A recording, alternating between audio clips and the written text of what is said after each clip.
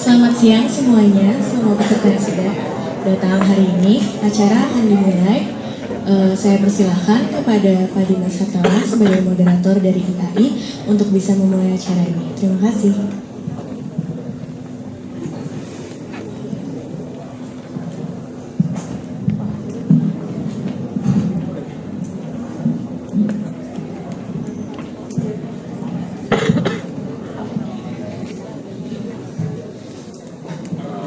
Baik, Bismillahirrahmanirrahim. Assalamualaikum warahmatullahi wabarakatuh. Selamat siang dan salam sejahtera bagi kita semua. Perkenalkan, saya Dimas Hartawan. Saya dipanggil oleh Pak Aswin karena saya anggota badannya Pak Robi. Kebetulan di sini ada Pak Robi Dwiko Juliardi. Beliau adalah Ketua Ikatan Arsitek Indonesia Jawa Barat. Saya anggota salah satu badan Pak Robi, Badan Apresiasi Profesi. Selain itu saya juga adalah dosen di kampus tetangga di agak ke utara sedikit. Saya koordinator studio akhir di sana. Saya akan jadi moderator untuk acara simposium kita hari ini. Terima kasih dan suatu kebanggaan buat saya untuk mengucapkan selamat datang pada semua yang telah meluangkan waktu untuk hadir siang ini. Saya kira nanti di akhir acara kita akan dapat tambahan wawasan yang luar biasa ya, karena tamu-tamunya ini walaupun datang dengan latar belakang yang berbeda-beda, tapi rasanya pandangan-pandangan mereka tentang arsitektur kayaknya sesuatu yang sangat berharga untuk dibagi di siang hari ini. Oke, tema simposium kita di hari ini mungkin teman-teman semua udah baca di leaflet atau di poster yang udah diadakan online ya. Jadi simposium hari ini kita punya tema Bandung Cityscapes, Tradition versus Innovation, Evolution of Charter of Place. Jadi sebenarnya tujuannya untuk mendorong kesempatan untuk bertukar pikiran ya, dan juga mendorong terjadinya dialog antara kaum profesional baik lokal maupun internasional gitu ya. Hari ini kita akan membagi simposium ini ke dalam beberapa bagian ya. Sebenarnya ada dua panel diskusi utama di mana nanti pembicara akan membagikan, men-share pengalaman profesional mereka dan dengan sudut pandang yang berbeda-beda bagaimana mereka mempromot lahirnya inovasi di dalam konteks kultural di mana kita berada gitu ya. Lalu nanti kita akan melanjutkan sesi diskusi yang akan dimoderatori oleh saya. Jadi simposium hari ini akan berjalan cukup dinamis saja. Saya pikir semuanya santai, nggak ada yang kalau misalnya nanti ada pertanyaan di akhir di sesi tanya jawab, saya harap kita semua bisa sampaikan aja, nggak perlu disembunyikan nanti malam nggak enak tidur ya. Jadi semoga nanti sesi diskusinya bisa berjalan cukup dinamis. Kita akan langsung masuk, kita akan lanjutkan ke, mungkin kita akan punya beberapa kata sambutan. Untuk kata sambutan yang pertama, saya ingin mengundang Bapak Aswin Indra Prasta. Beliau adalah Ketua Jurusan, panggilnya Pak, atau Kepala Program Studi? Ketua Program Studi Sarjana ya Pak, Arsitektur ITB. Kepada Pak Aswin, waktu dan tempat kami persilakan. Monggo.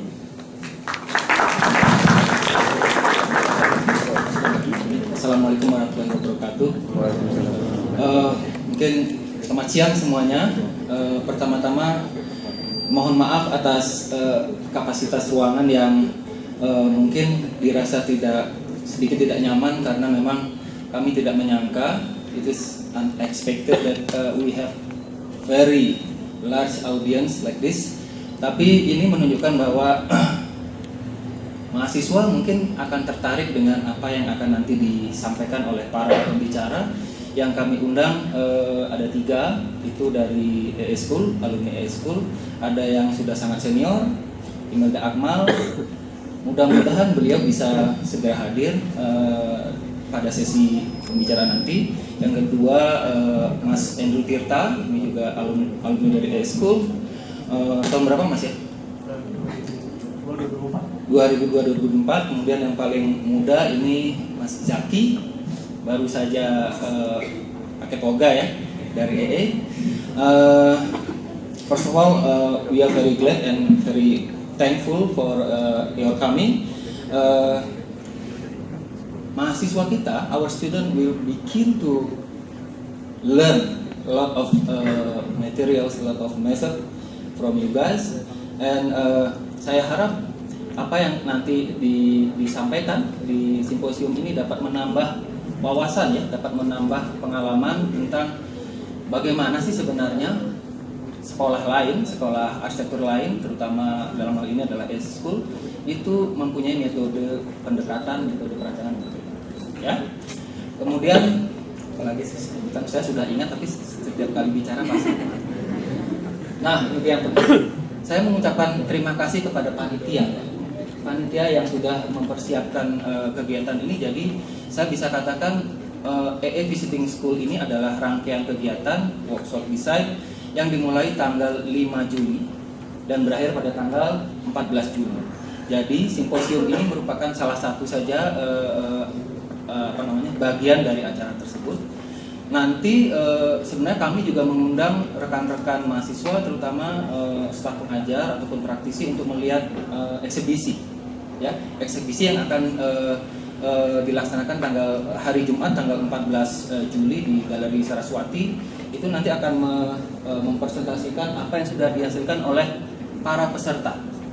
Jadi kami memiliki berapa totalnya, 21 ya, 21 peserta yang dibagi menjadi 8 kelompok. Jadi nanti saya sangat berharap para mahasiswa arsitektur di Bandung khususnya itu bisa melihat, jadi bisa mendapatkan apa yang baru ya dari para mentor atau para profesor dari salah satu sekolah arsitektur tertua dan terbaik di dunia.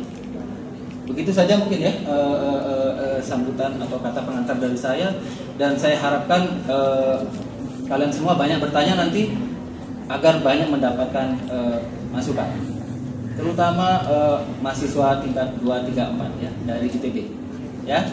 Terima kasih. Wassalamualaikum warahmatullahi wabarakatuh.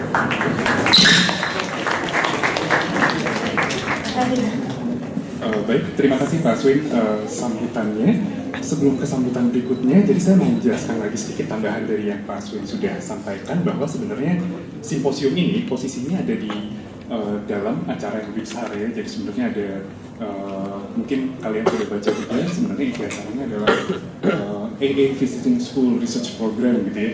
Jadi EEVS ini adalah sebuah program arsitektur yang sebenarnya udah dilakukan di berbagai belahan dunia, bentuk dan agendanya macam-macam, tapi intinya tujuannya berkontribusi terhadap perdebatan pendidikan lah ya bagi arsitek. Jadi diluncurkan di Dubai 2008. Hingga kini EEVS ini telah melaksanakan 100 program dengan lebih dari 4.000 partisipan. Nah, di Bandung tadi disebut sudah mulai tanggal 5, sayangnya selesainya nanti tanggal 14 ya. Jadi tadi saya sempat bicara juga bahwa nanti tanggal 14 sebenarnya bagi yang mau datang dan lihat presentasinya di Galeri Saraswati, silakan mungkin bisa bertanya kepada panitia. Jadi EEVS menawarkan 4 jenis program, salah satunya adalah Lokakarya Global Schools di berbagai dunia ya. Dan yang dilakukan di Bandung, Streetware sendiri adalah salah satu agenda yang jadi bagian dari si EEVS ini. 3 tahun berjalan di Penang, 1 tahun di Kuala Lumpur, 1 tahun di Cebu, dan sekarang tahun berikutnya ada di Kota Bandung. Nah, metodologi desain Streetware ini meneliti bagaimana komponen teraga dan tidak teraga dari sebuah existing struktur kota menjadi basis dalam kerangka perancangan. Jadi gambaran besarnya itu tentang kegiatan yang sedang kita lakukan. Nah, untuk sambutan berikutnya, saya ingin mengundang Ketua Komite Ekonomi Kreatif Bandung, Ekraf, Ibu Dwinita Larasati. Monggo Bu. Ibu Dwinita akan menyampaikan presentasi tentang Komite Ekraf dan posisinya dalam Kota Bandung ya Bu. Dan sekaligus juga mewakili Pak Vicky Satari, Ketua BCCF, dan akan menyampaikan juga presentasi tentang BCCF dan Bandung Kota Desain. Oke, ya kepada Bu Dwinita, monggo.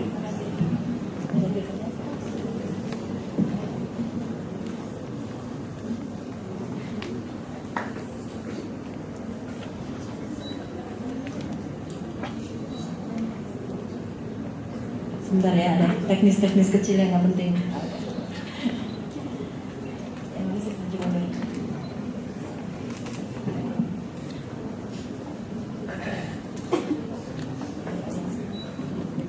Selamat siang semuanya, maaf ini ada 1 menit ketunda. Saya Tita Larasati, Dwinita Larasati.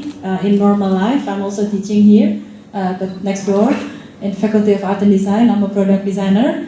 I just came back from a meeting from a faraway building there, so they built us a nice building, 7 stories, but not as lively as this one yet. But I'm also the head of Creative Economy Committee of Bandung, and this was formed in about 2014 because the mayor wanted to have a body of people who is really responsible for the development of creative economy of Bandung. Where will we take the potentials of Bandung in this field? So this is a bit about it. This is and because this was formed by the mayor's decree, so this is a bit like bureaucratic body. So all you can see here is maybe a bit of a boring things. I don't think it's too boring. So this is how we are connected. Sekarang saya ketua yang di lingkaran merah itu. Now I'm the head of the Creative Economy Committee, and one of your alumni here, Sinta, she's here. She's now the secretary of the Creative Economy Committee. How we are connected to the municipal office is that at first, when we were first formed, the municipality has a secretariat and it has the economy department. And because we're under the theme of creative economy, so we are connected to the economy department directly. But since this year, the municipality has a new department called Creative Economy Division. So it's especially, its job is to take care of the creative economy development in Bandung. So now we are connected to that. The difference is, now the economy department is taking care of the policy, and Creative Economy Division is taking care of the budget for programs and activation. So we are better here if we want to run some projects. And now the municipality has a new division called, in Indonesian it's Project Bank. It's actually a design department like curator of the city, but we still have to figure out how they will connect. And what do is, we actually connect the aspiration of this lower parties. So we have Bandung Design Forum, which is actually a collective of association of professional designers. So if you heard about HDII, ADGI, ADPII, and IAI, if they want to gather fashion designers and so on, they are gathered in this Bandung Design Forum. And we have also universities, research institutions, and we also have communities, independent communities, and they can all communicate with us, and we are also a part of them as well. So we are connecting this one and synchronizing it with the city program, and that's because we have this is our basic legal base. We are based on the city plan in the RPJM, and we also use this as a reference, so we know which field we are going. I'll just go fast through with this. You don't have to memorize this, but anyway. If we talk about creative economy, usually people are talking about creative industry instead. But creative industry is only this part. Because creative economy is actually the whole ecosystem. So you have to mind about the people, the creators, and the products, tangible and intangible, and there's the market, and there's the R&D process. And if you skip one of these, then it's not a complete system and it's not the creative economy anymore. So why I show this is because the city of Bandung has already produced policies that actually fit this ecosystem. So the municipality already make it easier for startup enterprises in creative fields. Everything is already one door for each policies and so on. So the city has made it more practical for creative people in Bandung to do their business and so on. And we will make sure that this works, and if it doesn't, so we want to find out how it can be convenient for all parties. You will see this graph a lot, because this is actually the formula that we submitted to UNESCO since 2012, that we say that this is actually our main potentials in Bandung. Bandung has no, for example, natural resources. We always import our food from nearby cities, but Bandung is really strong in its people, place, and ideas. The people is because from the 2.5 million people, almost 70% are below 40 years old. So this is a city of young people. It's like a house full of teenagers that can do anything because the parents are outnumbered. So this is basically what we've been doing. The place itself, Bandung, the size, the weather and so on, it makes it convenient for young people of Bandung to gather and to make plans. And the idea is because we're full of universities. Bandung is home to more than 50 universities, research centers, hundreds of courses and so on. And the intersection yields this built environment with business potentials, active and entrepreneurial communities, and social innovation and economic value. And this is what our mayor always says, that Bandung is a city for young people to enjoy nongkrong or hang out, but then hanging out with results. So we don't just hang out and go home without nothing, but usually we make plans here. And we put this in the middle because we always, in our programs, involve these 5 parties, the academia, business sector, communities, and government, and now we added media, to go through these 3 processes: connect, collaborate, and commerce. What we do now with AA is actually we have passed the connect phase because we already mapped our partners, our colleagues who can work together with us. The collaborate part can be a workshop, a symposium, product development, or whatever it is. And the commerce part, which we will see here, is maybe on the 14th later, when we expose the result, or where we start selling our stuff after product development and so on. So why these phases? Because this can be understood by any level of society. So we always take this to kampung or to the global level or whatever, but this actually is valid after years. These are just examples, but you'll see this later. So anyway, these 5 things: creative space, infrastructure, documentation and creative literacy, capacity building, and then event, they're actually our programs at the Creative Economy Committee of Bandung. The blueprints, this is a mapping from the Ministry of Economy Coordination Ministry, and what they map actually we already provide here. And for example, if we do events, it's not just one event and then over, but we want it to be like a series of results from here and here and here. So we first do research on an issue, and then did analysis, and then did the mapping our partners and so on. And then the event is usually to socialize, to celebrate, and so on. So this is what we do at the committee. And this is also make it easier for the city to map the department that has to do with which. So for example, if we talk about creative space, then it's the department for park or department for trade and industry that has to do with it. So whatever we have as a result or a program, then the municipality can take the program and distribute it among their departments. So that's what we do to help them distribute budget, not evenly, but at least it goes to the right places. Because sometimes before this, the government usually have more budget, but then for the same resources, because they cannot map out which holds who. And they sometimes rebutan, yeah, they sometimes claim that this is their part or this is those parts. So our task is to make that difference.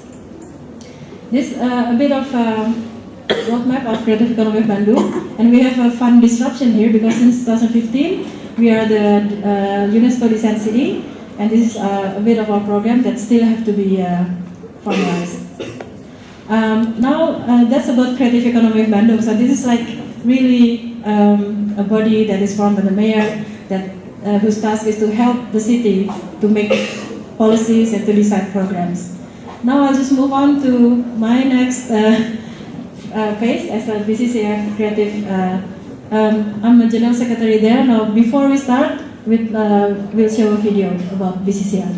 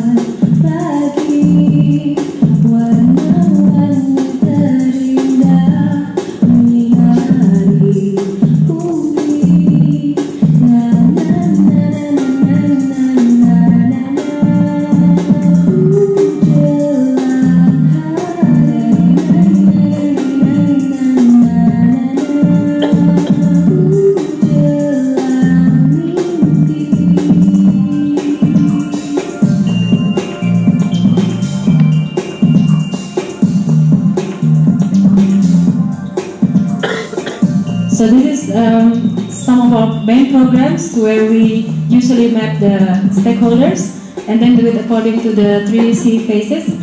And as you can see, BCCF is usually producing prototypes for solutions of urban issues, but it should be fun. And what we have in as keywords are design thinking and urban acupuncture. And Hello Fest that just came before, it was about festival. Kampung Kreatif is about urban development in kampungs. Simposium is more about education, and now Design Action is about an international workshop conference that produce innovative solutions through design thinking.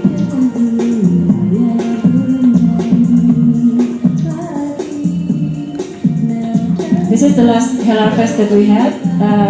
The main event was gathering creative cities in Indonesia. So we have also Creative Cities Conference in this year. And this is an urban game using QR code. So teenagers can get lost in kampung, but then they can find their way. Not only through directions, but also they can they can get information about the urban legend around some areas in it. And this is for children, so this is also a design thinking workshop. They have to choose the superpower that they want, either comic or animation or programming game. But then they have to really find out or identify the problem of the city, and then they should solve it in a fun way, their way. This Design Action in 2015, Connected City, is about smart cities. So smart is not about how expensive the gadget you have, but it's about how connected you are between the people and the policy people and the government and so on.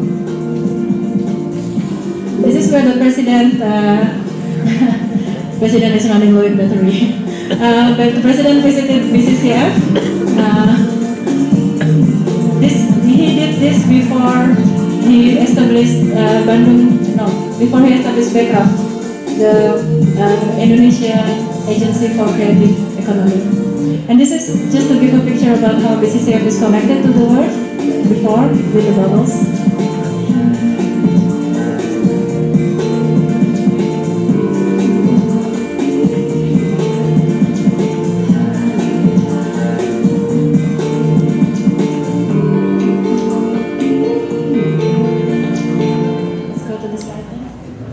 So now just quickly explaining that maybe this is supposed to be presented by Vicky, but he's engaged somewhere else.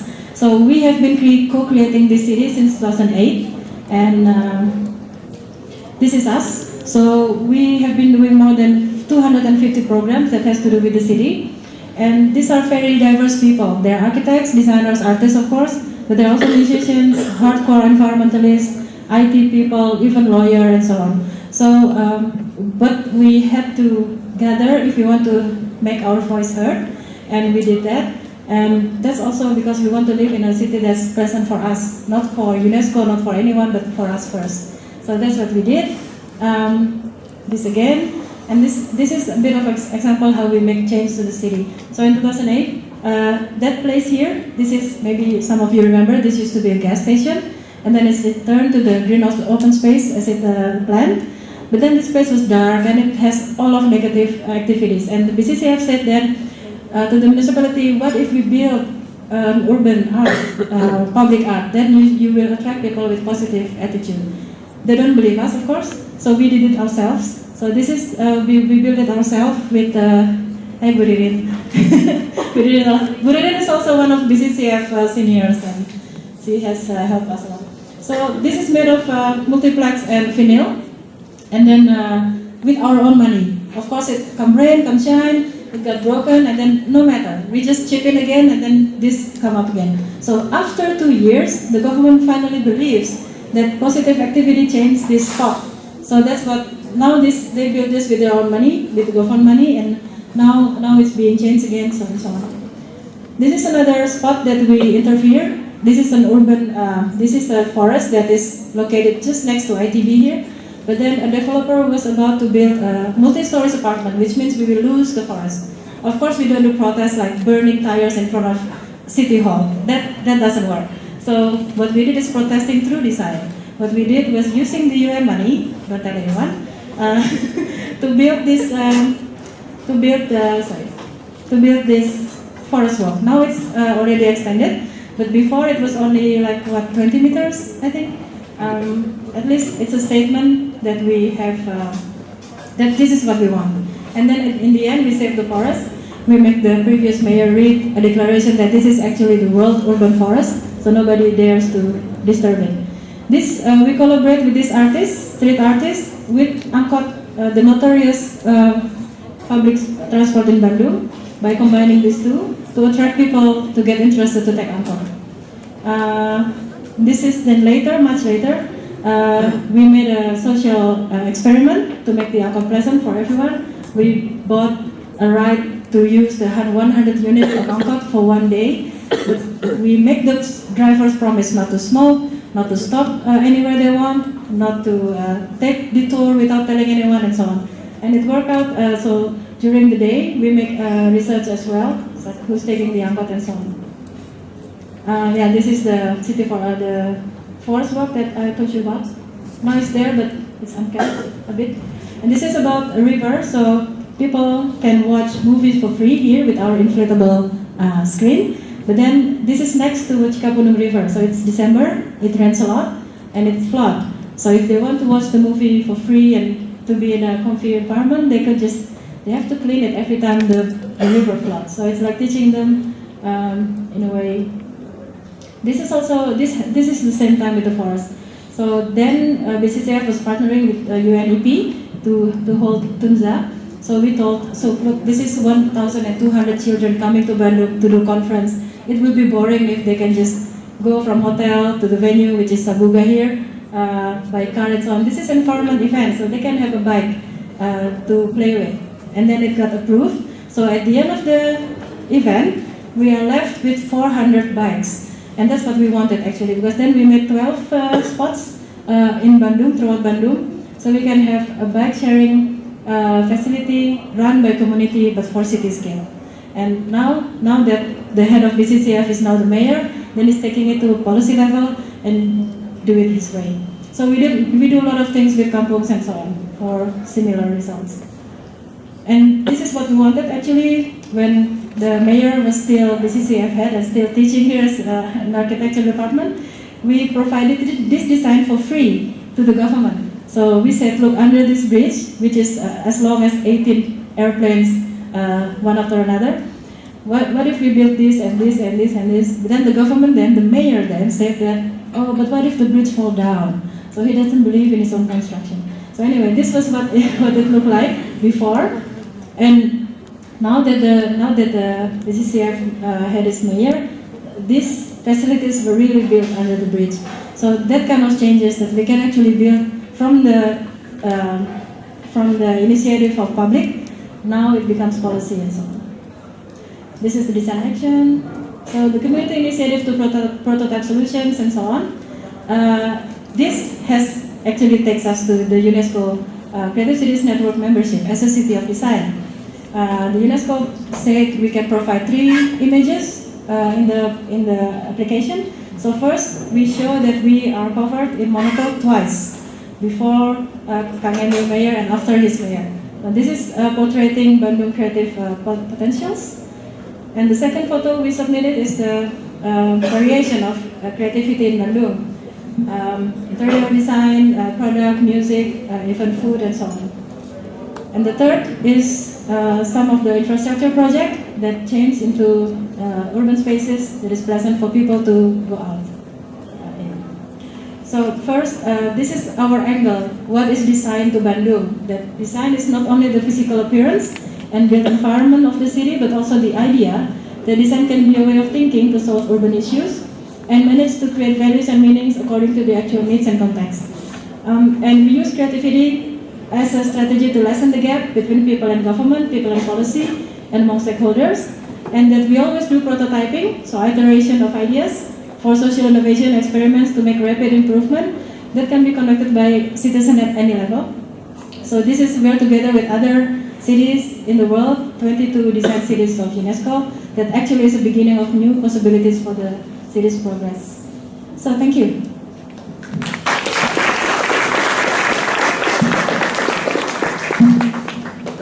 Terima kasih banyak Bu Tita. Jadi gimana? Terlalu banyak informasi dalam 15 menit. Bu Tita, kalau misalnya teman-teman nanti ada yang berminat terlibat di BCCF, itu gimana caranya, Bu?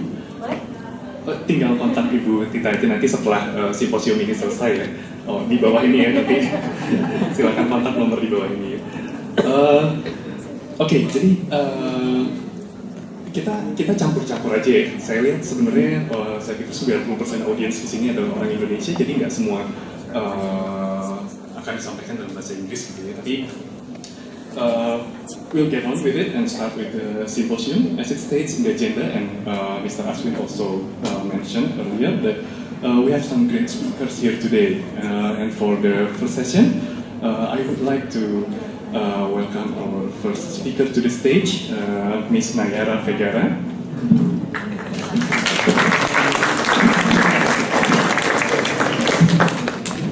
Ms. Nayara she has a diploma of AA School of Architecture, registered architect of Ridwa Patri, PhD candidate dengan di bawah topik streetwear dari Spanyol.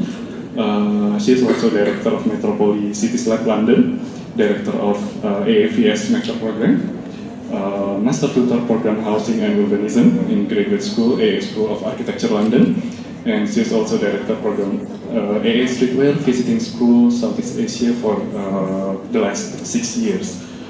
Beliau telah hadir di berbagai sekolah arsitektur sebagai guest critic dan telah menyajikan research-nya akan virtual environments dan proses perancangan dalam arsitektur pada lokal karya di banyak tempat di Columbia, Princeton, Pennsylvania, Taylor's di Kuala Lumpur, San Carlo di Cebu, dan Universitas Notre Dame di Beirut. Baik, so please, Ms. Nayara, you can start your presentation.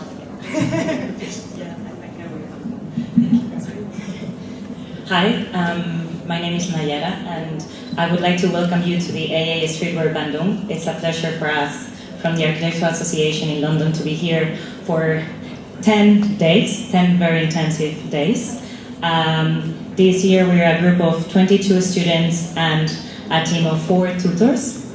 All of our tutors we met in London, but we are from all over the world. Later on you will have the chance to meet them. So I would like to share to you today our journey of having spent 6 years with the concept of streetwear traveling around Southeast Asia. And I will explain to you a little bit about our journey city by city, so you can see how even the methodology of looking at cities has been transforming and developing. But at the same time, I would also pinpoint certain values that we have been capturing through our journey. Before I start, I would like to start also with a video.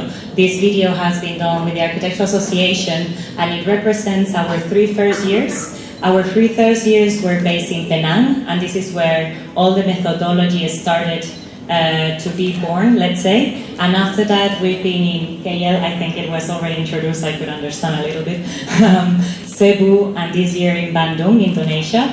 So this video summarized the core of our roots that later on have been developed and evolved. And so let's start with a 4-minute video, and then I will continue to my slideshow. Thank you.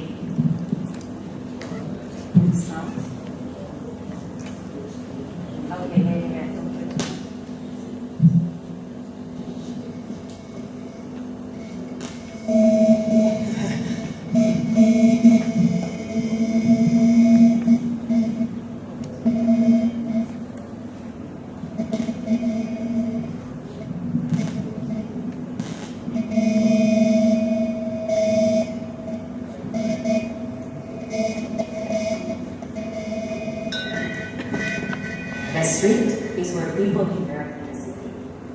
It's this place where the past and the future are connected. It's where architecture and urbanism have the most creative dialogue.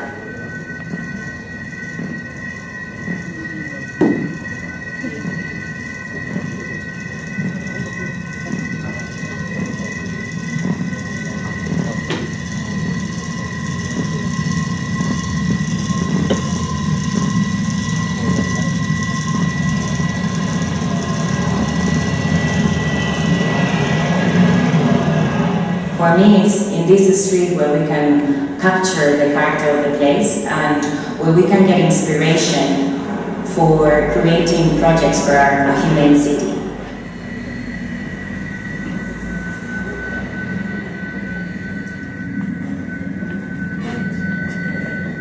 Streetware is an AA visiting research program, and in this platform we try to connect local culture with international creativity, to connect design research with challenges of a real context.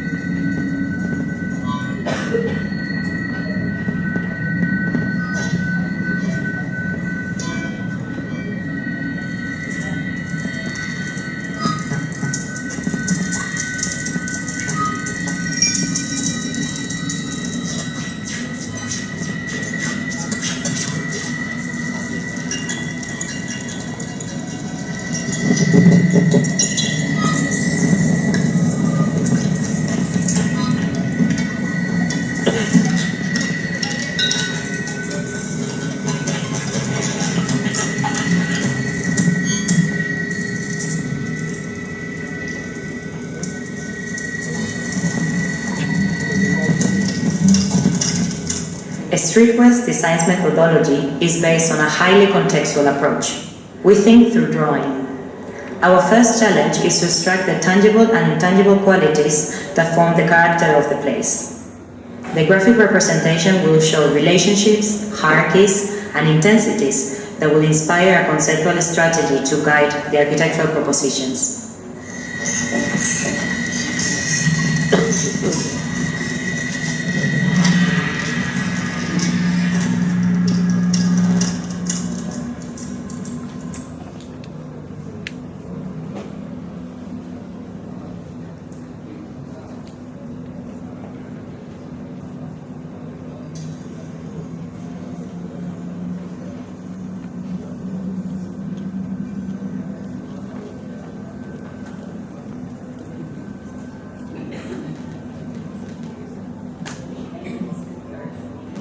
Is to actually inspire real transformations of places that are in need to reinvent themselves. AA Streetwear suggests a way of thinking.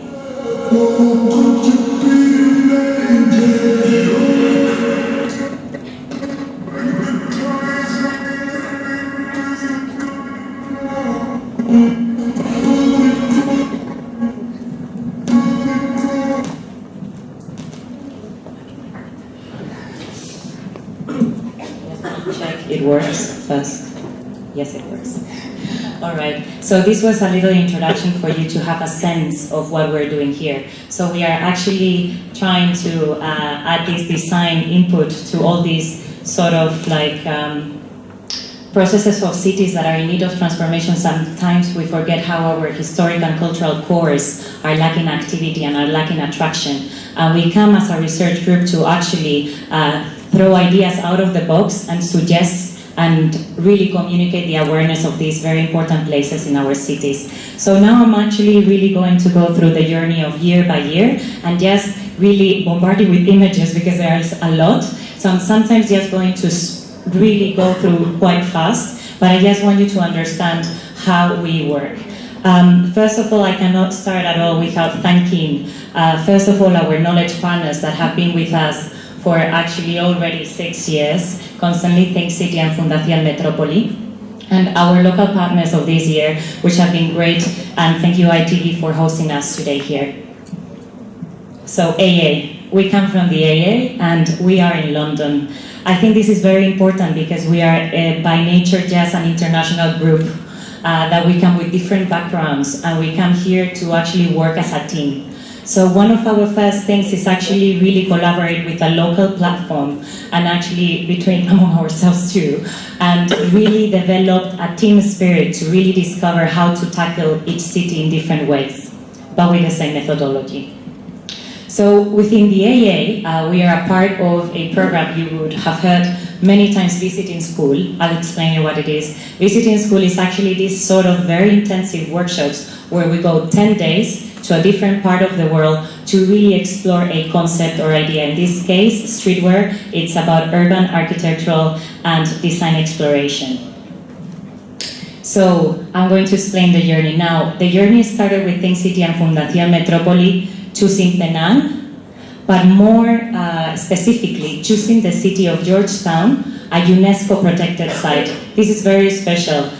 Georgetown is protected by the intangible qualities that it has. Intangible. How can you introduce intangible in a process of design? So this is where we came about to do our explorations. So we believe, like in the video suggested, that not only the hardware, looking at the tangible elements of our city is important, but we should actually start considering software qualities of our city, meaning intangible, meaning movement, meaning behavior, meaning environment.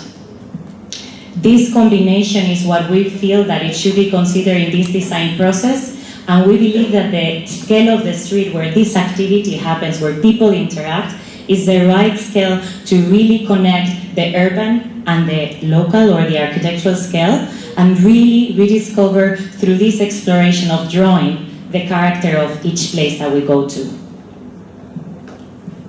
So we started 3 years in Penang to really test and discover different scales. Number one started with the UNESCO site, which was really special. Number two started with the urban edge, what is called the buffer zone in a UNESCO zone. And then Streetwear 3 started engaging with water edge, which is very important in these cities that used to have a very important port. So one very important aspect that today you're going to see as we are launching one of our books is that to conclude every workshop, we will make the effort to make a publication. This for us is one of our core principles. We want to share all the ideas that came about. We want to share locally, but also internationally. This is a platform of sharing ideas. So Streetwear 1. Streetwear 1, we worked in a smaller scale throughout the streets of the UNESCO site. And I just wanted to transmit some values. What we are trying to do sometimes is establish dialogues. For example, in this project in particular, we wanted to emphasize some local skills. There's this organization called PAPA that is trying to really protect skills of developing objects, skills just manufacturing. And we were also asked by our sponsor, Think City, to really question larger issues that they were having, like for example, how can we have more friendly streets? So we tried to get an innovative kind of response and mix the two and started to explore the streets. We found a very interesting street that actually had all the temples of various religions in the same street. This is very impressive for us. So we thought, actually, in this street, people from all the communities gather here. So let's do something here that could actually really inspire this awareness, but also we can provide something meaningful that creates an impact with a minimal intervention. So we try to get the existing trees of the street and start shaping this canopy made out of local material and could be done with local skill to really spread between tree to tree and really create a path of shadow and light. This was a way of thinking about a green strategy of a city in a three-dimensional way. They had a lot of problems by planting trees. Well, now we actually tackle more than one issue with an innovative response of understanding the street. Another project happened in Little India when we discovered that the main streets were really working very, very well. But we started to discover that actually people walk through the blocks to actually be move quicker through the blocks. And we started to see potential in leftover spaces between the blocks. We tried to interpret all the color and liveliness that were in the main streets as a reflection. We didn't want to choose a color, so we tried to, in this case, recycle modules of CDs that they had many that they were not using, and actually start investigating scale of patterns that were around us, a scale of modularity, to actually test ideas that later on could be implemented and could bring color to these corridors in a very simple way. So we have actually more secure, more lively, more beautifying streets, but can also create gathering or social hubs that could be used during the day and during the night. In Streetware 2, the challenge grew. So we went from little streets to actually tackling really problems, or let's say challenges that were coming in the edge between the UNESCO and the rest of the development. This is called the Octopus. It's a pedestrian bridge that is causing a lot of problematic situations in the edges of the building and a lot of insecure spaces underneath. So we went there and we said, what if we can remove this? So we did remove this in our proposal. And we tested a structure that could not only actually take out the obstacle of this environment, but could provide healthy and safetiness in the circulation, and also, why not, shadow pockets and moments to socialize in these spaces. So it becomes a continuity of the street, not a fraction of the street. This is some visions that happened all in the workshop. And also the question of pavements and street textures that we're also exploring the street. This was in the corner adjacent to one of the biggest developments in Penang called Comtar. Comtar is one of the first towers that appear. Comtar has a plinth that is this big. Look, compare the scale of the building, compare the scale of the plinth. This is really interrupting that urban scale of the grain. So we went there and we discovered that a lot of places around this place were really obsolete or had a lot of obstacles in front of it just because there was not street life attached to it. And we would actually get lost. Personally, I would get lost walking around because there was no references. It was very big. So we decided to actually challenge this bigger development and say, what if we think that the garden in the top of the platform could be like a tree that spans its roots throughout the path, and I always find my way. I always follow a route and I find my way, and I use color to identify indoor versus exterior street. And suddenly, like a concept became a color palette, and it became a strategy. What if we relate to the scale of the body? And suddenly this pattern becomes bigger, and it becomes public space, it becomes a wayfinding strategy, it becomes structure, it becomes much more. Penang 3 was experiencing the water edge. As we can see, there is a lot of industrial elements around the edge that sometimes you're in Penang and you forget that you're by the water when you are in the land. There is no connectivity. So this is the first time that we started to have a method of really mapping, because when it was a smaller scale, we didn't need this sophistication of understanding the city. So we started looking at topics, but the main thing was to extract findings, hierarchies, and relationships, like how is the city behaving during the day, so different than during the night.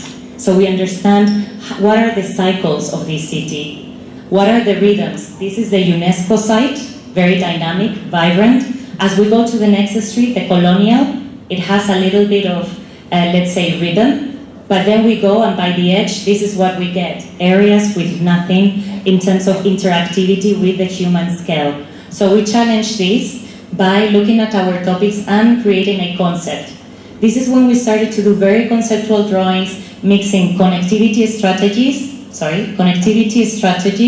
to programmatic strategies that will also be defined at the scale of the architecture, where we identify key projects linking urban to the edge, water, and later on really understanding the impact in terms of mobility, in terms of were the users more local, were the users directed to be more tourists, were we creating spaces for the city, were we regenerating urban environments that could now link to the water. And this is a sequence of just images to really show you the aspect of valuing that sometimes a closed building could be a very powerful project. Lost spaces in the city could become connectors. And sometimes just an edge could become actually a very nice place to be at. So during these 3 years, I love Penang with the art.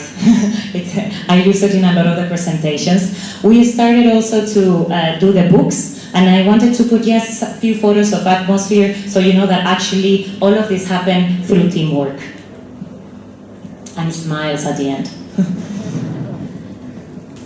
So we moved on, and Streetwear Southeast Asia started after these 3 years.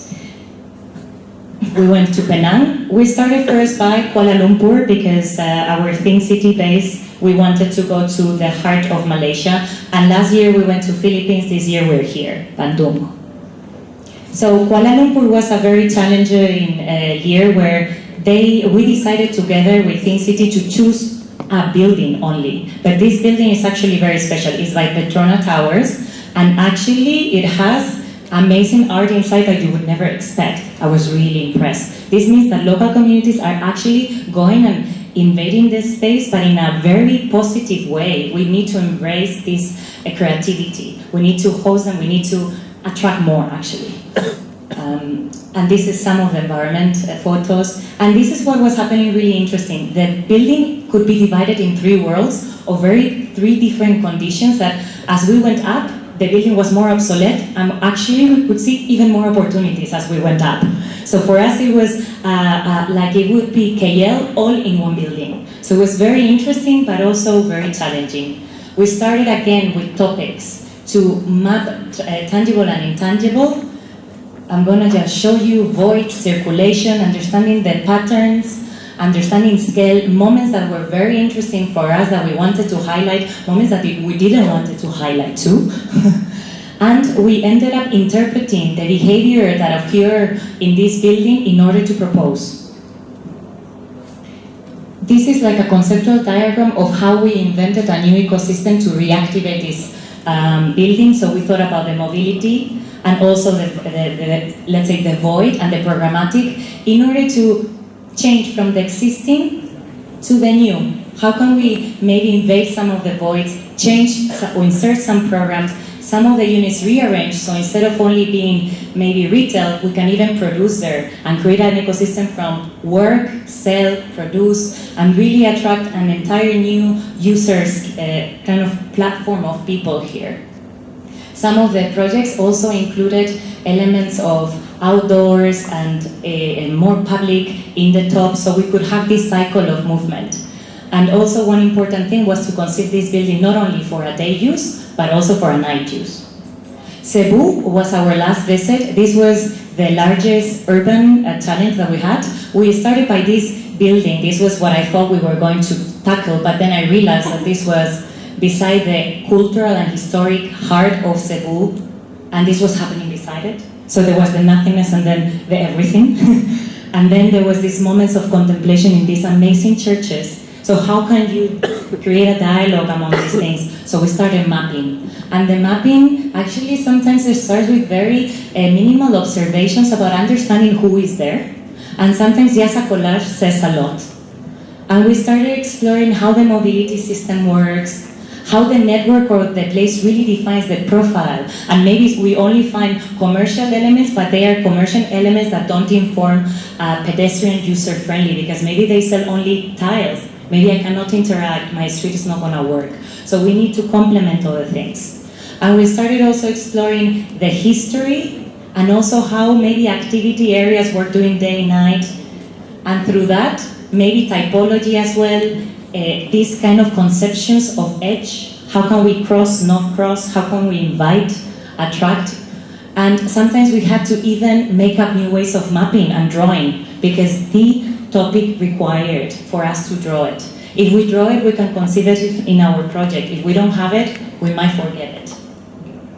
We also record sometimes by simplifying. Sometimes our environments are really complex. We need to simplify what is important, sometimes even through model making. Sometimes it's only about classifying, but sometimes it's actually about really drawing the experience. This drawing talks about how green is perceived in an urban environment, how much can we see, so how much green I feel I have around me.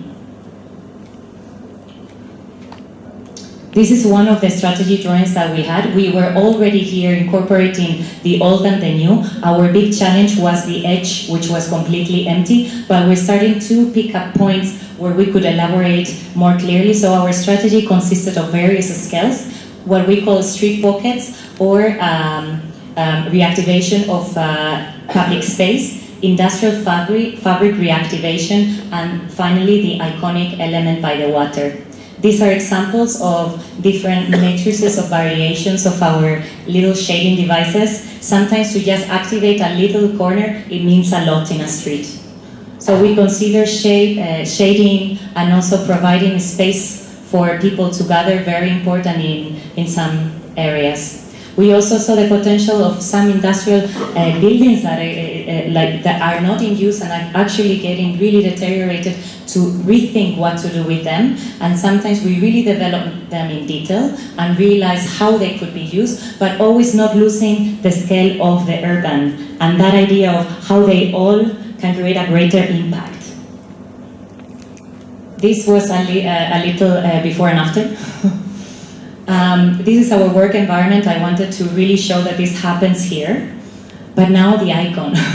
So we had a very challenging urban landscape. I'm running out of time, and I just wanted to really emphasize that we were trying to give value to the edge by introducing new, sometimes really embracing what is out there, the Maritima building, and sometimes really enhancing that delicacy between old and new, but proposing projects that really respect what is there and create sometimes even tensions in the experience of how to move around and how to use to actually give quality to that envelope that was there. This, we call it the gem within the Maritima. It was a public place for everybody to go. They were lacking cultural elements, and we proposed them one within their cultural kind of site. These are some renders of conceptual, imaginative, like moments of green, all remaining structures are new. But this is the most important thing about the journey of going up this building and really feeling that old building and then reaching the top, and this was the first connection of actually Cebu to the water edge. So Streetware right now is here in Bandung, and we're doing pretty much the same methodology in Sudirman Street, and our site of work is right there, so we walk up and down every day. So we know it pretty well. I think everybody there knows us, because they want to take photos with us. And I think I'm in Instagram and my team as well, many ways. But I wanted to really end up, we're going to actually share our research on Friday at 1:30 at the gallery, Sarasvati Gallery. And I just wanted to conclude with 3 slides to summarize, because it's a very long journey, very difficult to summarize. And I wanted to just contrast few images for you. And it's like a streetwear, we believe that we always have to have an urban vision, but we should work at the scale of the street and the experience. And we should also work in the idea of the tangible and intangible, from the conceptual to the specific. But most importantly, share all the ideas and create platforms like this where we can share knowledge, create debate, awareness, and really try to push this sustainable growth of our cities. Thank you very much.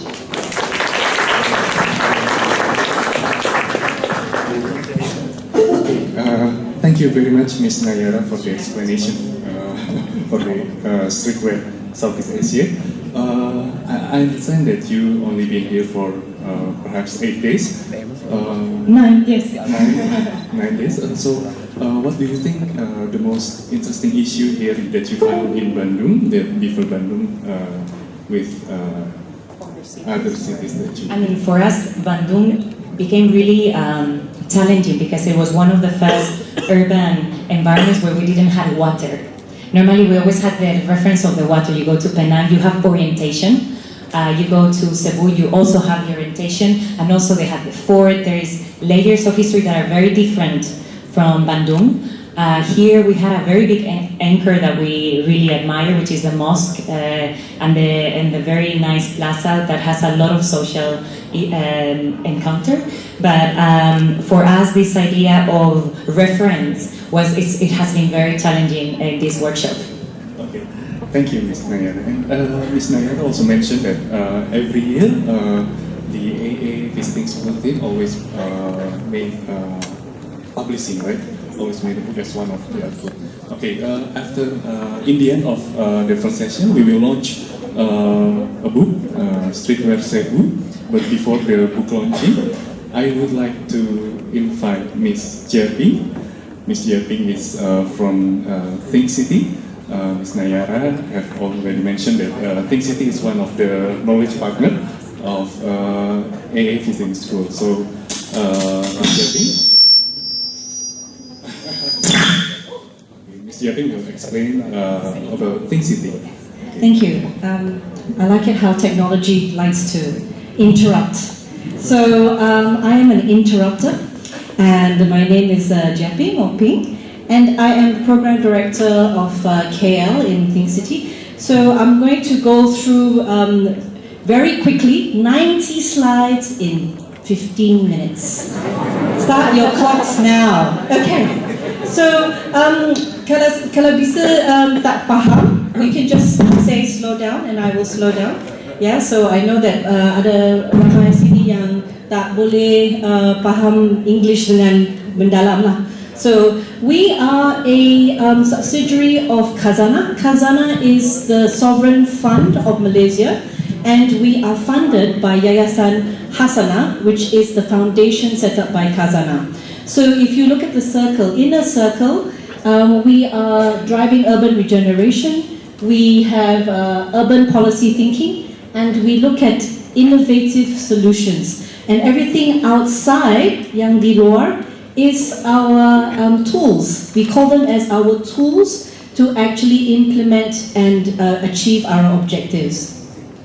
So we have 3 implementation drivers. The first one is grants. So kita ada grant, so we give money, bagi wang untuk community dan untuk setiap orang yang ingin memperbaiki bandar. So we give it to anyone. As long as you're a resident and you have a bank account in Malaysia, of course we have to see you can spend money lah, you know, wisely. That you're not going to membazirkan duit kita lah, duit rakyat. So so yes, we are quasi-government. The money that we give is duit rakyat, okay, wang rakyat, as they say in Indonesia. So we have a public grants program. We also have a partnership with local government and city councils in wherever we are, and we have partnerships with corporations and organizations, and I will explain more. So our international experts, when we started with a blank slate, dengan tabula rasa. We knew not very much, and we are a learning organization, and we always go out and seek from experts, international experts, to teach us what we don't know. So we're very thankful that we have people like the Aga Khan Trust for Culture. Then we have Project for Public Space, ini di Amerika, di New York. And we have, of course, Fundación Metropoli, Getty Conservation Institute. Getty Conservation, they teach about conservation and preservation. Yeah, if you want to know more, you can go in there and also look at the Australian Burra chapter about conservation. We also, of course, we're here because it's an architectural visiting school. So these are some of the people who have taught us a lot. Ya, kita banyak belajar daripada expert-expert di sini. So the story started in 2009 in Georgetown, Penang, when we got the UNESCO World Heritage Award. So inilah gambar Georgetown pada 2008. Okay, usang, yeah, very usang, bangunan semua usang, and it all looked very, very bad, in a state of decay. So there is no point getting this award that is very, very prestigious, but we have decay. Yeah, so we knew that we needed to actually fix Georgetown. So we looked at apa strategi untuk membaiki Georgetown. So one of the things we looked at was destination branding. Yeah, destination branding is how do you brand the city? And before you brand any city, you must understand what is the soul of the city. Yeah? What is the heart of the city? So for us, we came up with the soul as hub and home. Hub is, we are a center that has many connections to the world. Yeah? For 500 years, we have been a trading hub, a printing hub, communities hub from diaspora, from everybody from India to Pakistan to China. So we are a hub, and we've also become everybody's home. Yeah, this is the heart of Georgetown, hub and home. And for that, we came up with 3 criteria of proving or demonstrating this hub and home. One of them was heritage, culture, and cuisine. So the first thing we did was we did a values-based approach. Yeah? And one of the things we said was we do not touch intangible heritage. So Nayara talked about intangible. The first thing that is very valuable in Georgetown is, you boleh tengok ini, kita ada banyak gerai-gerai makanan di street, right? Di jalan raya. So this is an important intangible heritage. Apabila you masukkan semua gerai-gerai ini dalam bangunan, pasti mati. Okay, the business always dies when you put them into a building. Yeah, so the soul is gone. So what we did was we said, first value is we need to respect and preserve this heritage. Next, we looked at how are we going to make change. When you go and do change, especially when you're not government, it's very susah, very difficult. So what do? We do acupuncture, small things. So in Malay, we have this proverb to say, sikit-sikit jadi bukit. Yeah, small things it becomes a hill after a while. Yeah, so this is our philosophy. Sikit-sikit jadi bukit lah. So one of the things about how do you build bukits, how do you build hills, is you put people in the center of everything. Yeah, so you are very important. Setiap orang boleh mengubah destinasi. Yeah, tiap individual. So this is what we say. Every individual has the opportunity to change, to make change. Right. So what we do is, number one, is we engage with the community. We tell them, this is our plan. What do you think of it? You suka plan kita atau tak suka? Kalau tak suka, kenapa tak suka? And then we will take in all of your viewpoints, and we will go back and rework the plans. Okay. So next, this is what we did as an example of case study with a park called Armenian Park. This is the park where we nickname Thieves Market. Yeah, market pencuri. Okay. So ada kata kalau you sudah hilang punya kasut, you boleh beli sini kasut you. Okay. If you lose your sneakers, this is where you come back and buy your sneakers. Right. So, but also this has become, unfortunately, a place where people also sell drugs. Right. So what we wanted to do was to make it safe again, and we spoke to everybody there. We went down on the street. Ya, tak ada meja pun tak apa. Asalkan ada lantai, we're on the street saying, okay, what do you want? What do you want? And this is what happened. We built this, right? But when you build it, it's not enough. Yeah, it's not cukup untuk bina sahaja. You have to program, because a space is what you make of it. But in Asia, you have to demonstrate. Yeah, because people are not very malu lah. Ya, tak nak buat ni, nak pergi mana. So you have to show them what you can do. So we are showing them you can also have music in the park. You have music underneath the, Tita was just saying, have music underneath the bridge. We have music in the park. But we also understand when you put in money into a city, you're looking at gentrification. Gentrification, unfortunately, is one of the outcome of regeneration. So we said, how do we stop or reduce gentrification? Is we try and keep original tenants in the building. So we then facilitated conversations between tenant and landlord to say, please don't raise your rent. So when we went in the first time, they had never seen their landlord. First time in 5 generations. Sudah 5 generasi tak pernah jumpa landlord.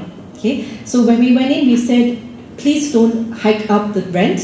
So they said, okay, we will double up the rent. I said, double up? Yeah. Tapi rent asal is 200 ringgit and they doubled it to 400 ringgit. But the value is 3,000 ringgit per month. Right? So that was a good, compromise. So we gave a grant to the owner who bought this building, and it became like this. And this was the inside. 7 terraces. We also gave a grant to this building, and this building, the landlord wanted only to give 3 years. And the tenant said, if you give me 3 years, I'm not going to invest money in. So we went in and we spoke to each party, and in the end they got a 20-year lease, and it became this, right? And also, we gave money to buy tickets for Georgetown Arts Festival, and Georgetown Arts Festival was created by the then mayor, the then head of Georgetown World Heritage Inc., who said arts equals soul. So she then asked us to buy lots of tickets, and we gave away tickets to students. Belajar macam you lah, semua. 60,000 ringgit worth of tickets almost every year. So with this, we had more than 200 projects from 2009 to 2013, and then we were all ready to tutup kedai, right? Because we had only 4 years, and then the government said, no, you did so well, because for every $1 we spent, we got a co-investment of 2.25 ringgit. So what happened? So then we said, okay, we will go and expand. But we also started getting mentions in New York Times. We also then got mentioned Georgetown as world's top 10 best city to visit in the world. From Usang kepada ini. I mean, for us, that was a real accolade, but we don't rest there. So this is actually one of our vision board. When we were envisioning in 2009, we said we wanted to achieve a Best City Award, and it took us almost 8 years to get here. So now we are in 4 cities: Georgetown, Butterworth, Kuala Lumpur, and Johor Bahru. And so we went from 4 orang, 4 people, to 38 people in 2 years. And it has been a big shock. So, and this is KL. Wherever we go, we always draw a boundary. Kita lukis sempadan, and how can we then change that area inside? So if you look at this is our acupuncture. What we want to do is in 10 years, double or triple the dots. Each dot is an activity or a site or a monument that we have preserved. So this is what we want to say. We want to use, just like Budita, how are we going to put the creative economy and the creative into the city, which is also very usang at the moment. So this is one of our projects. This is Medan Pasar. This is Medan Pasar, the original pasar of Kuala Lumpur, right? So it went from this in the 1940s to this in the 1980s to this in the 2000 and to the noughties, is what they call it, right? But if you look at it, ada banyak orang tak? Tak, right? This is biasa. Okay, so you spend money, you build, and then very, very mewah and cantik, tapi tak ada orang, right? So you build it, but they don't come. And so what do you need to do? We need to then what we call do place making. So what we have done is we have been testing this as a lab. People say there's no point. Alah, jangan pergi sana lah, buang duit. Buang duit saja. You're wasting money, you're throwing money because people will not come. And this is what we did, and we had 20,000 people come. So the idea is really, the proof of the concept is, if you don't have anything, people won't come. But if you have compelling content, people will come. Right? So this is some of the photos of people, teaching Bharatanatyam to tourists, and we have all of these activities in there. Right? We also have wayang and wayang kulit. We also have bicycles. We are trying to actually encourage more people to ride bicycles in the city. And this is very important. Think City on its own cannot do anything. Yeah? Where Think City actually is very, very powerful is in their partners. And by doing this, all these events, we get to actually grow our partners from very small to like hundreds of partners. And then we give money to these hundreds of partners to come and activate the city. Yeah? So this is a site when we got a lot of grant application. They said, I want to do this theatre, I want to do this workshop, I want to do this. And I said, you ada tempat nak buat semua ni tak? Then they said, no. And I said, macam mana nak bagi you grant? So, you know, how am I going to give you money if you have no space to do all your workshops? And then we said, that is a problem we need to solve. And we rented the second floor. It's called Ruang by Think City. And it looks like this. Yeah, it's a beautiful building with gorgeous light. And we can do this with it. Or we can have dinner. This is Valentine's dinner. We funded this. And all the meals is cooked by Syrian refugees. So this is a social enterprise called Picha Project. They have chefs from Syria, Myanmar, and also Cambodia. So you can choose who cooks your dinner for you, and that they get money to actually grow their family and feed their families. So we also use this to do workshops. This is a women's aid organization workshop for abused women. And we also do nationwide movements through collaboration. This is with the people who run our LRT stations. And what we're trying to do is to make an LRT station into a theatre. And we call it Arts on the Move. So this is an LRT station. Okay, it looks cantik tak? Gambar ni. Tak, right? Boring kan? Very boring. So we've turned it into this, right? We've turned this into this. And this is part of the things. We have a 200 feet tunnel and we change it every 2 months. We also have, we work with children and their artwork goes on the wall as well. So it is about belonging. It's like, hey, tengok, my art is there. Look at this. Yeah, my art is there. So she said, hey, my art is there. Tengok. So that was, and we also then connected with a community on Facebook with 9,000 members. And we asked them, sila conteng on our wall. Please doodle on our wall. And then we had live doodling. Okay. So this is also an example of the live theatre that happens every Tuesday and Thursday, 5 to 7 p.m. in Masjid Jamek LRT station.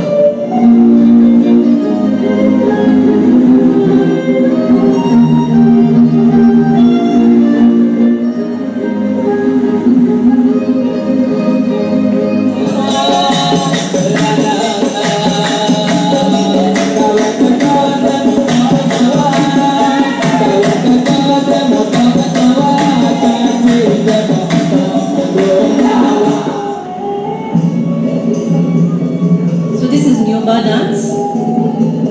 It's from Japan. So what we want to do is to share all sorts of the arts with the normal Malaysians, right? Because they don't have money to pay and go to theatre. So we would say, this is free for you. We want to say, art bukan sebagai elitis. So this is from Borneo, Sape. So basically, you know, we have over 10,000 commuters who watch every day, and we have 90% of them have watched theatre for the first time, and they would watch it again. So what we're doing is building an audience for the future. So we plan it like theatre. We also have monthly calendars, and we bring it out. So our grants program in Kuala Lumpur, this is our STAR program. This is an old printing press that is now being used, adapted and used. So this was one, and this is now a coffee shop. This is, we gave money for the planting and doing this, right? And this was the car park, and it's now a park. And this is now a co-working space. And this is now, you know, it's a Malay architecture house, which is a restaurant. And we also gave money to transform this old building into an arts hub. So we have, and we also give the people who go into the space entrepreneurial matching grants to start up the business. So we give the owner building money, and we also give the people who go in money. Besta, okay. So this is in Butterworth, and this is an installation that we funded. It became so popular that the owner is keeping this. We were supposed to de-install. He's keeping it and building around it now. So, you know, we've introduced an element of art in Butterworth. This is Butterworth Art Walk, how we can transform lanes, as Naira said. How do you transform an unused space into things? We've also transformed a really dirty lane. There was drug stringers and all sorts of unmentionables there. When we cleaned it up, we also then started planting urban garden. This is another urban garden in a low-cost flat, a housing, public housing, and we have actually given each plot to, they draw lots to get their plots, right? These are the penghunis there. And we also make sure that we work with City Council and tell them, you need to talk to your people. Before that, City Council was, I tak nak cakap dengan orang lain. I just one day announced this is what's going to happen and that's it. But we said, no, you should actually engage. So this is how we start to engage. We got experts in to advise them on their projects. Yeah, so this is this just opened, Lama Medan Tuanku. We encourage them to design, their own architects to design their own projects. Previously, they were subbing it out to architects, consultants, but then we said, no, we want to build your capacity. So this is also Wisma Central. We were doing a placemaking workshop. This is engagement workshop with our Australian consultants. And this is a little lane in Bukit Bintang. When they went into the lane, our local council said, I tak nak cakap dengan migrant. I'm not speaking to the migrants. If they walk through, I'm not going to speak to them. And then guess what? Semua orang yang pass by, migrant. So they had to speak to the migrants, and they learned the migrants have been there for 8 years and they knew the history of the place. Yeah? So everybody has a right to the city. Yeah? Not just Malaysians. So we also have Think Squad. We work a lot with students, and these are some of the work that we do. Right? And these are some of the exercises that we do. We also have a archaeological dig in Fort Cornwallis, Penang. And we've got little school children to come and also dig. Right, so this is part of our Think Squad school program, and we have architectural schools as well as junior schools. And you can go into this site to see more work. And really, it's all about people, right? People make things, not us. So I invite you to think as big as you can, but act small, sikit-sikit jadi bukit. Thank you.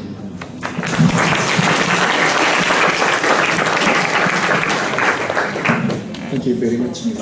No, my most important question is, if I lose my sneakers, where do I go now? Okay, thank you for the explanation on the Think City. We don't have a Q&A session for the first session. The Q&A will be, we will do the Q&A session at the end of second session. So now for the end of the first session, we will launch the Bandung Streetware booth. Maya and Juli, perhaps, could you help me with the poster?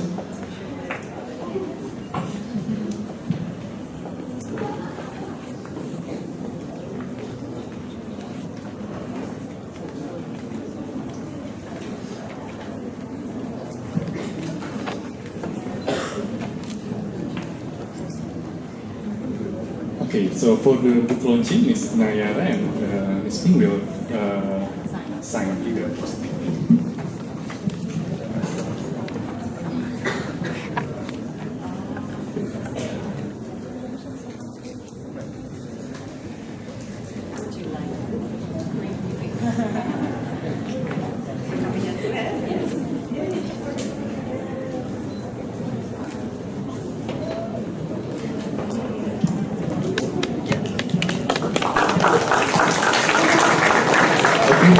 I would like to invite Pasri. Oh, okay. I would like to invite Ibu Ririn. I think they'll give the previous launch book to Ibu Ririn. you so much. Thank you so much. Hope you enjoy it.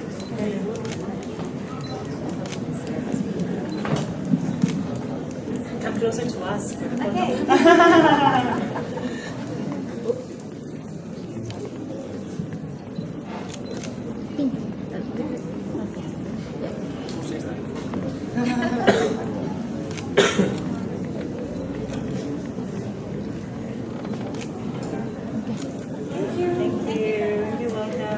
Thank you very much, Ibu Ririn. Okay, and the book launching marks the end of the first session.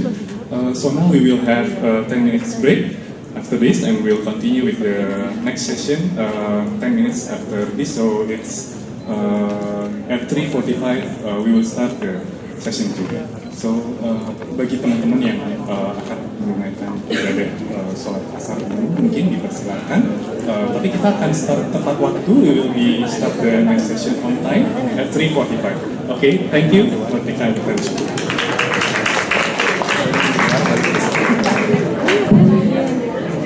Ini aja deh.